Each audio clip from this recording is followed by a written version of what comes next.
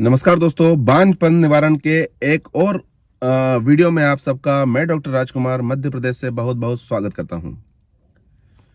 पशु गर्मी पे नहीं आएगा या बार बार फेल होता जाएगा, बार बार उसमें बीज डलवाने के बाद भी वो ठहरेगा नहीं, इस दिशा में हम अभी जो चर्चाएं हैं बुक कर रहे हैं। अब हमें ये समझना चाहिए कि जो भी बांझपन है वो दो कारणों से होता है। केवल दो कारण है। क्या दो कारण है? एक कारण होता है, एक तो इन्फेक्शन होता है और एक होता है बिना इन्फेक्शन। दो प्रकार की प्रवृत्ति की चीजें होती है, एक तो जैसे कोई इन्फेक्शन होता है और एक होता है बिना इन्फेक्शन से। अब किस तरह से इन्फेक्शन और बिना इन्फेक्शन? जैसे हमें बुखार आया, कोई बैक्टीरिया वायरस इनने अटैक कर दिया तो वो हमारे शरीर में एक व्याधि के रूप में उत्पन्न हो गया। दूसरा, हम जा रहे थे, मोटरसाइकिल से गिर गए, पैर टूट गया, ये कोई इन्फेक्शन नहीं है। तो बिना इन्फेक्शन से भी हमारे शरीर में समस्या होती है। इन्फेक्शन के भी हमारे शरीर में समस्या उत्पन्न हो सकती है और बिना इन्फेक्शन के साथ भी समस्या उत्पन्न होती है। इसी तरह से जो बांझपन है उसके भी दो कारण होते हैं, एक इन्फेक्शियस, एक नॉन इन्फेक्शियस। अब सबसे बड़ी बात है कि जो पशु गर्मी पे नहीं आ रहे वो क्या है? आपने ये देखा होगा कि कई बार, खासकर भैंसों के मामले में होता है कि 5 साल 6 साल की भैंस हो गई है और वो गर्मी पे ही नहीं आई है या गर्मी पे आ ही नहीं रही है। तो इस दिशा में जो चीजें होंगी वो नॉन इन्फेक्शियस कास होंगी, उसमें अन्य कारण होंगे। और कोई जो पशु है वो एक बार, दो बार, 3 बार तो अच्छे से जना, लेकिन अब जाके वो जन नहीं रहा है ठीक से। इसमें दोनों कारण होंगे, एक इन्फेक्शियस भी इसमें कारण हो सकता है, एक नॉन इन्फेक्शियस भी इसमें कारण हो सकता है। तो सबसे पहली चीज है, अपन बात करें अगर, तो इन्फेक्शियस कारणों में कौन कौन से आएंगे और नॉन इन्फेक्शियस कारणों में कौन कौन से आएंगे। तो जो इन्फेक्शियस कारण होते हैं उसमें आएगा या तो बैक्टीरिया का इन्फेक्शन हो, या वायरस का हो, या प्रोटोजुआ का हो, या फंगल का हो। और इससे बीमारी क्या क्या उत्पन्न होगी? पायोमेट्रा, मतलब बच्चेदानी में बहुत ज्यादा मवाद भर जाना। सर्विसाइटिस, जो हम बात करते हैं कि 3 दरवाजे होते हैं, सर्विक्स जो होता है वहां पे सूजन आ जाना। जब वहां सूजन आ जाएगी तो उसको बोलते हैं सर्विसाइटिस। सूजन क्यों आएगी? कोई ना कोई कारण, कोई ना कोई इन्फेक्शन होगा तभी वहां सूजन आएगी। वेजिनाइटिस, जो वजाइना है, जो बाहर का हिस्सा है, वजाइना केवल बाहर का हिस्सा नहीं, थोड़ा अंदर तक भी होता है, तो वहां अगर सूजन आ गई तो वो भी एक समस्या होती है। और एक 3 बैक्टीरिया होते हैं जो बड़े घातक होते हैं और इनका इन्फेक्शन पशुओं को ठहरने ही नहीं देता। आपने ये देखा होगा कि जो कई पशु हैं वो 3 महीने में, कई पशु 6 महीने में, पशु तो 7 8 9 महीने में गर्भपात करते हैं। तो जब भी गर्भपात होगा तो वो 3 बैक्टीरिया होते हैं जो गर्भपात करते हैं, और वो बैक्टीरिया अगर एक बार आ गए तो वो रहते ही हैं, वो उसके शरीर में रहेंगे और वो उसको एक सामान्य जो गर्भधारण है उसमें तकलीफ उत्पन्न करेंगे।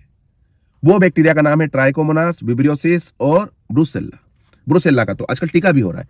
जीवन के प्रथम 6 माह की उम्र पे जो छोटी केड़ी या छोटी पाड़ी होती है उसमें ब्रुसेल्ला का एक टीका लगता है और पूरे जीवन काल वो ब्रुसेल्ला से बची रहती है। और ब्रुसेल्ला एक बेहद महत्वपूर्ण कारण है आज के समय में कि जिससे पशु नहीं ठहरते। आप ये देखते हैं कि आपने सारे प्रयास कर लिए, सारे हार्मोन लगा दिए, सारे इन्फेक्शन की दवाई डाल दी, उसके बावजूद भी पशु नहीं ठहर रहा है, तो उसमें कहीं ना कहीं ब्रुसेल्ला का भी एक बहुत जरूरी कारण हो सकता है।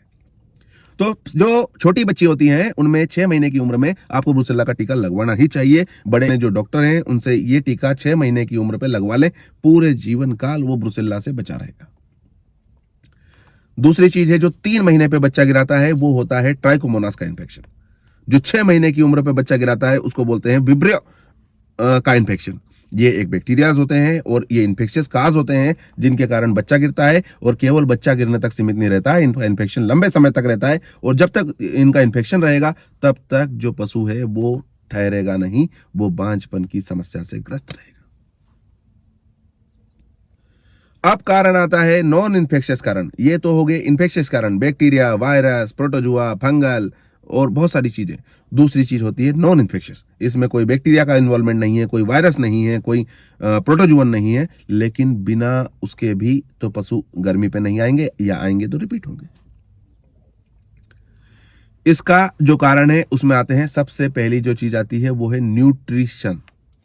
अगर पशु को ठीक से पोषक तत्व नहीं मिलते हैं तो ये मान के चलिए कि वो पशु गर्मी पे नहीं आएगा, और गर्मी पे आ गया तो वो ठहरेगा नहीं। आप ये देखते हैं कि अगर हमने किसी जो बछिया है, जो पाड़ी है, उसकी बचपन से शुरुआत के 3 दिन का दूध जो है उसको भयंकर पिलाया है, बहुत अच्छे से पिलाया है, उसके बाद उसका जो दूध पिलाने की अवधि है वो 4-5 महीने तक हमने बहुत अच्छा दूध पिलाया, उसको खाने को बेहद अच्छी चीजें दी, तो हम ये देखते हैं कि जो पाड़ी होगी वो 2-2.5 साल में गर्मी पे आ जाती है, और जो केड़ी होती है वो तो 12 महीने 13 महीने में भी गर्मी पे आ जाती है। लेकिन इसके उलट अगर उसको दूध नहीं पिलाया गया, उसको सही से पोषण नहीं दिया गया, तो हम ये देखते हैं जो केड़ी है वो 4 साल में प्रेग्नेंट हो रही है, गर्मी पे आ रही है। जो पाड़ी होती है, कई केस तो हमने देखे, अभी एक केस देखा था, 8 साल 9 साल की उम्र के बाद वो पहली बार गर्मी पे आके उठे। पशु वाला कितना परेशान हो गया था कि उसको बेचने ले गया था। लेकिन फिर उसकी जो खान पान है उसमें सुधार किया गया और उसके बाद उसमें वो लाइन पे आ गई, वो ठहर गई, वो बच्चा दे रही, दूध दे रही, बेहतरीन काम कर रही।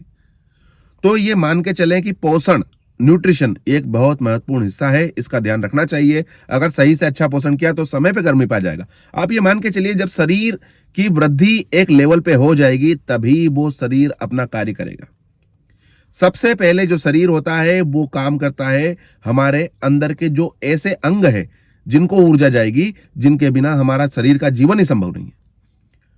दूसरे नंबर पर आता है शरीर की ग्रोथ और सबसे अंत में आता है प्रजनन। जब तक शरीर में न्यूट्रिशन की कमी होगी, पोषण की कमी होगी, जब तक और कमी होगी तो सबसे पहली जो चीज प्रभावित होगी वो होगी प्रजनन तंत्र से संबंधित चीजें। क्योंकि शरीर प्रजनन तभी करने देता है जब उसके पास सारी चीजें भरपूर मात्रा में उत्पन्न हो। क्योंकि प्रजनन का मतलब केवल प्रजनन नहीं है, उसके अंदर उसको पूरा बच्चा बड़ा करना है। अगर उतनी ऊर्जा उस शरीर को अपने अंदर अनुभव नहीं होगी तो वो शरीर बच्चे को नहीं झेलेगा, वो गर्मी पे नहीं आएगा और जो बांझपन है ये एक बड़ी समस्या के रूप में हमारे सामने मौजूद रहेगा। दूसरा कारण है मैनेजमेंट। मैनेजमेंट वही कारण है कि सही से समय पे गर्मी पे हमने जांच नहीं कर पाए, पता नहीं कर पाए, सही से बीज नहीं डलवा पाए, या जिसने डाला वो सही समय पे नहीं डल पाया। इस तरह की चीजें जो होती है मैनेजमेंट होती है। एक चीज होती है हार्मोन। हार्मोन प्रजनन तंत्र के लिए और पूरे शरीर के लिए बहुत महत्वपूर्ण है, लेकिन प्रजनन तंत्र में तो हार्मोन की भूमिका बहुत ही अलग लेवल पे होती है। अगर हार्मोन में थोड़ी बहुत भी ऊपर नीचे कोई कमी हुई है या अधिकता हुई है तो वो पशु नहीं ठहरेगा, प्रजनन तंत्र की समस्या उसके साथ चलती रहेगी। रिपीट ब्रीडिंग होती है, उसके बाद जो रिपीट ब्रीडिंग भी होती है कि बार बार पलटता रहता है जानवर, और उसके अलावा होता है कि जो भ्रूण है वो बन तो गया लेकिन वो भ्रूण की वृद्धि होते होते वो मर गया। इसको बोलते हैं प्री एम्ब्रियोनिक डेथ। जो एम्ब्रियो है उसकी शुरुआती अवस्था में मृत्यु हो जाती है। इसके कारण ये इस तरह से चीजें चलती रहती है। तो हमने दो चीज पढ़ ली, इन्फेक्शियस काज, नॉन इन्फेक्शियस काज। इन्फेक्शियस काज में जो आता है वो बैक्टीरिया, वायरस, प्रोटोजुआ, फंगस आता है, और नॉन इन्फेक्शियस काज में मैनेजमेंट, न्यूट्रिशन, हार्मोनल समस्याएं, इस टाइप की जो चीजें आती है, इस टाइप की चीजें आती हैं। अब धीरे धीरे करके हम इनमें अंदर जाएंगे और ये समझने की कोशिश करेंगे कि कहाँ क्या गड़बड़ होती है, उनको किस तरह से दूर किया जा सकता है, और अपनी जो AI है, जो गर्भाधान है, इसकी जो सफलता है उसको बढ़ाया जा सकता है। तो बहुत बहुत धन्यवाद, आगे मिलते रहेंगे।